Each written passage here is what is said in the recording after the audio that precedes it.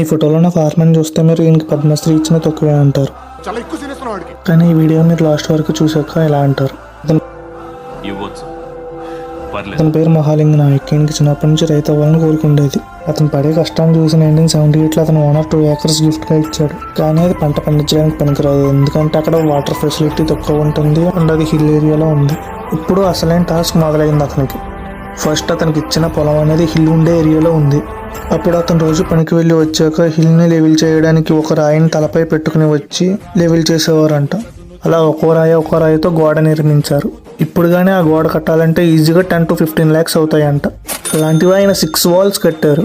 ఇది ట్రైలర్ మాత్రమే. ఇప్పుడు అసలైన ప్రాబ్లం మొదలైంది, అదే వాటర్ ప్రాబ్లం. దానికోసం ఆయన కర్ణాటకలో వాడే ఓల్డ్ మెథడ్ని ఫాలో అయ్యారు. అది ఏంటంటే హిల్లులో నుంచి టన్నెల్ చేసుకుంటూ వెళ్ళాలి వాటర్ కనిపించే వరకు.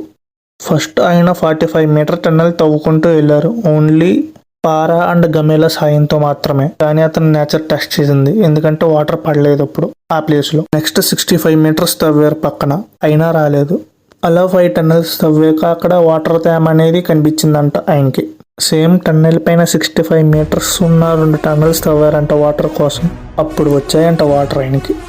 ఆ తర్వాత ఆయన ఒక ట్యాంక్ లాంటిది నిర్మించుకుని బ్యాంబూ స్టిక్స్తో ఆ ట్యాంక్లోకి ఫ్లో అయ్యేలా వాటర్ అరేంజ్ చేశారు ఆయన. ఇప్పుడు ఆయనకి సమ్మర్లో కూడా వాటర్ స్కేర్సిటీ ఉండదు. ఇది అతను 23,000 hours కష్టం, అంటే అప్రాక్సిమేట్గా 8 years.